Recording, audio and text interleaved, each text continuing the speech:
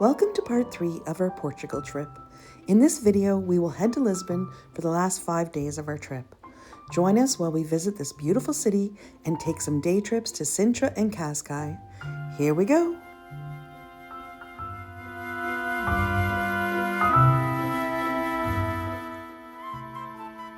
We find our hotel and check in to our beautiful palatial pink suite, and then head out to explore the city.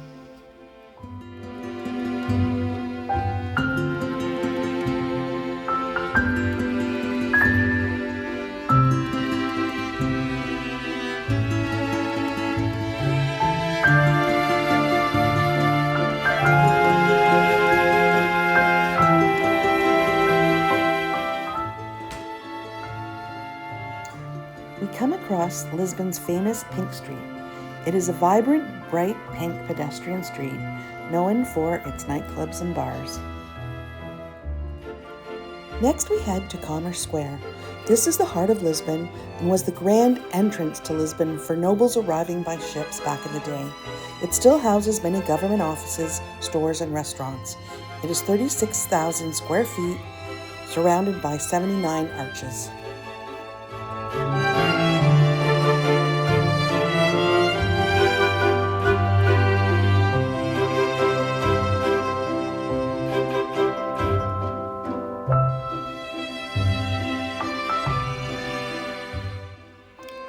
Time Out Market is a hotspot for Lisbon's food scene.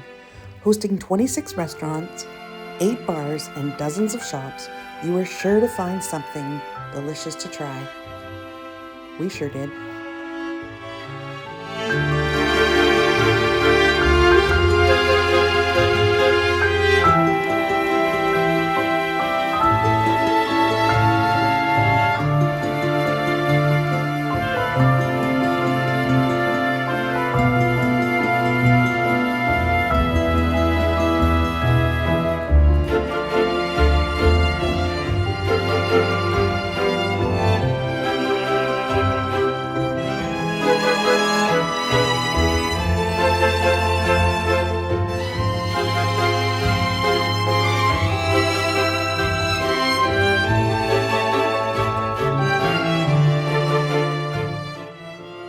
Castelo de St. George, or St. George's Castle, is a must-see in Lisbon.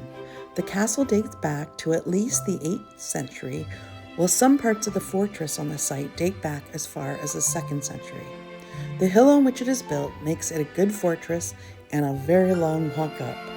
The view of the city was incredible, and the grounds themselves are so picturesque.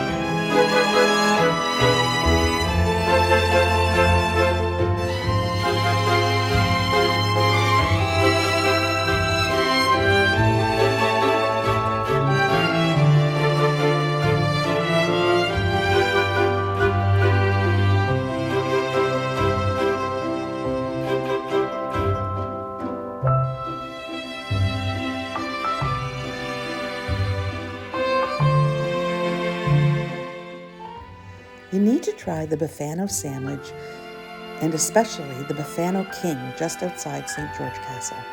The pork is cooked in a tomato broth and the buns are pillowy soft. So good. We had others, but none compared to these ones.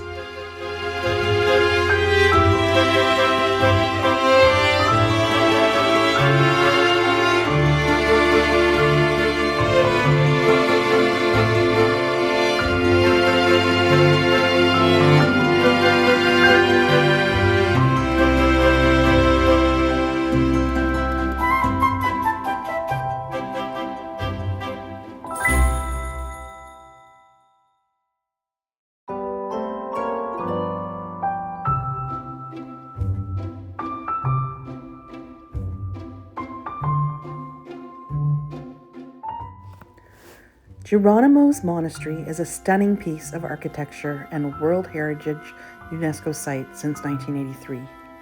Built in the 1400s, it was the monastery of the Order of St. Jerome and is the final resting place of many famous Portuguese people, King Manuel I and King John III of Portugal, to name a couple. Breathtaking architecture.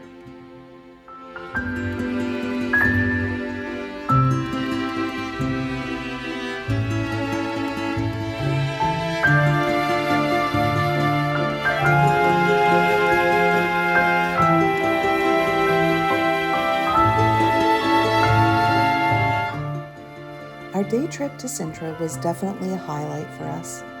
Penna Palace was our first destination there, and this colorful storybook castle did not disappoint. It was a workout to get to it, but once there, it was so worth it. The monastery had been built on the location dating back to the 1400s. However, it had been destroyed, and in the mid-1800s, the current palace was built. The palace is surrounded by over 200 hectares of park, and the king at the time had very exotic tastes, so many of the trees were imported from distant lands. The view from the castle was incredible.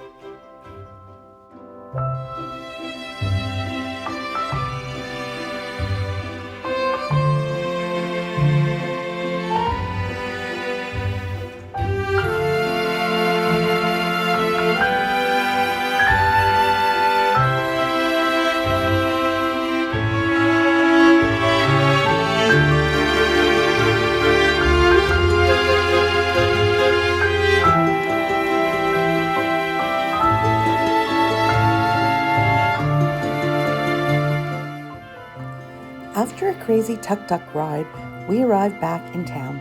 Sintra is a picturesque town bustling even in February with many tourists.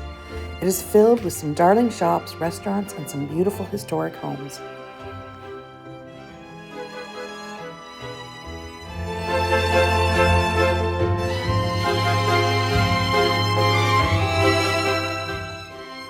We walked to nearby Quinta da Regaliera, which is a stunning manor house built between 1904 and 1910.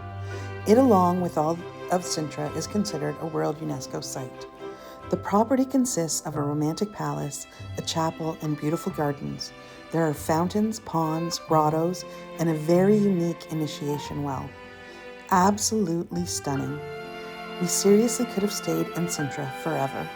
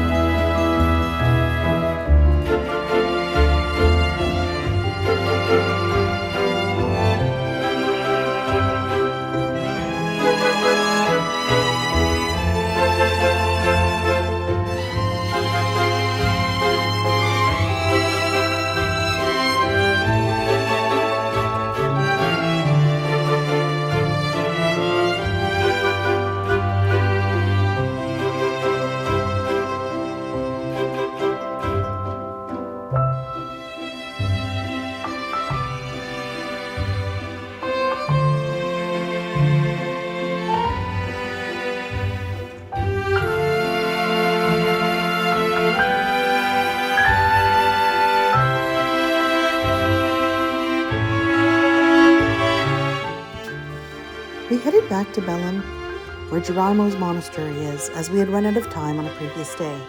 Here we visited Belém Tower, a 16th century fortification that served as a point of embarkation for Portuguese explorers. It is undergoing restoration currently, so we were unable to go inside.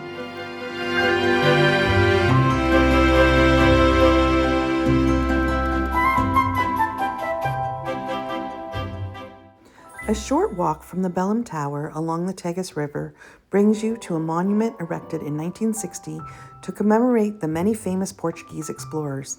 We took the elevator to the top and could see all of Lisbon. Incredible views.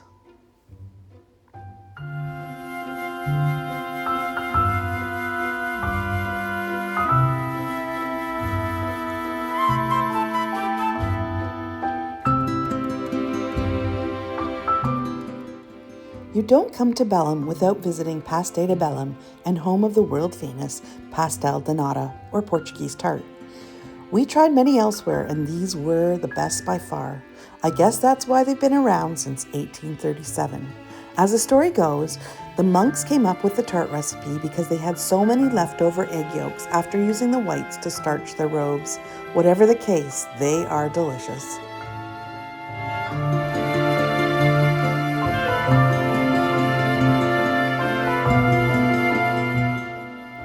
Another thing you must do while in Lisbon is a fado dinner and show. This is an intimate dining experience of traditional Portuguese cuisine accompanied by a live fado music performance. The sound of the Portuguese guitar and the soulful singers left a lasting memory.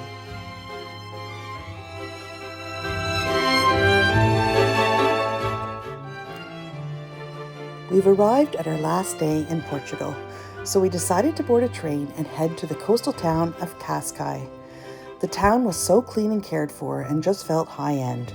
The tile streets were lined with shops and many restaurants, and the beach was lovely.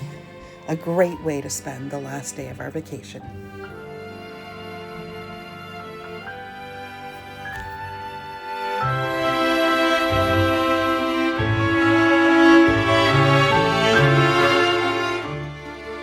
This ends our time in Portugal. Thanks for coming along on our trip. We hoped you enjoyed the journey. We would highly recommend a trip to this beautiful country. It offers something for everyone. We say goodbye to Portugal, and we hope to see you on our next adventure. Bye for now.